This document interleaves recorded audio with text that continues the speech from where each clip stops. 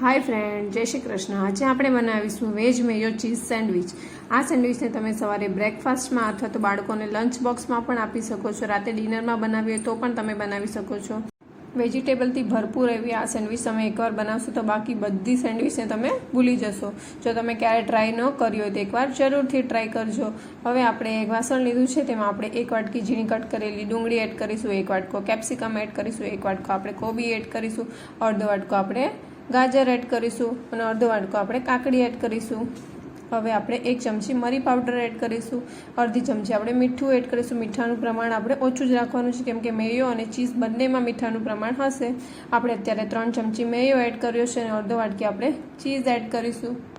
ચીઝનું પ્રમાણ તમે ઓછું કે વધારે એડ કરી શકો છો। હવે આપણે બધું સરસ રીતે મિક્સ કરી લેવાનું છે।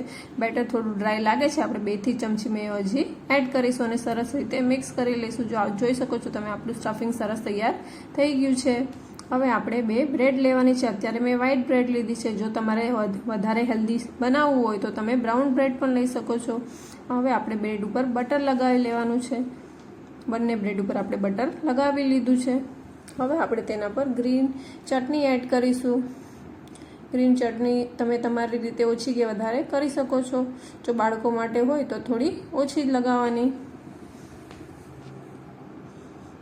હવે આપણે તેના પર બનાવેલું સ્ટફિંગ એડ કરીશું। થોડું થોડું લેતા જશું અને થોડું થોડું પ્રેસ કરીને આખી સેન્ડવિચ આપણે સ્ટફ કરી લેવાની છે। તો સરસ સેન્ડવિચ સરસ સ્ટફિંગ થઈ ગયું છે। હવે આપણે બીજી બ્રેડ લઈ અને તેને કવર કરી દેવાની છે અને થોડી પ્રેસ કરી દેવાની છે। હવે આપણે બ્રેડ ઉપર બંને સાઈડ બટર લગાવી લેવાનું છે, જેથી કરીને આપણી બ્રેડ એકદમ શેકાય ત્યારે એકદમ સરસ ક્રિસ્પી બને। હવે આપણે એક સેન્ડવિચ મેકર લઈશું અને તેમાં આપણે સેન્ડવિચને મૂકી દેવાની છે અને સેન્ડવિચ મેકર બંધ કરી લેવાનું છે। હવે આપણે તેને ગેસ પર લઈ લઈશું। ગેસ પર થોડું થોડું હલાવતા જવાનું છે અને આગળ પાછળ કરતા જવાનું છે અને સરસ રીતે શેકી લેવાની છે। આપણી બ્રેડ સેન્ડવિચ એક બાજુ શેકાઈ ગઈ છે। હવે આપણે તેને બીજી બાજુ ટર્ન કરી લઈશું અને એવી જ રીતે આગળ પાછળ કરીને સરસ શેકી લેવાની છે। આપણે એકદમ ક્રિસ્પી સેન્ડવિચ તૈયાર થઈ ગઈ છે। હવે આપણે તેને વચ્ચેથી કટ કરી લઈશું।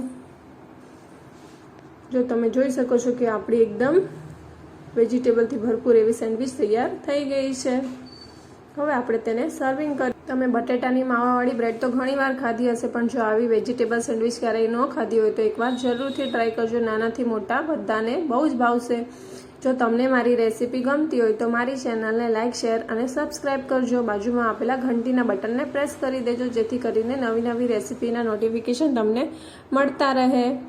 આપણે સેન્ડવિચને અત્યારે સોસ સાથે સર્વ કરી છે। જો તમે તેને ગ્રીન ચટણી સાથે સર્વ કરો તો પણ ચાલે। Thanks for watching.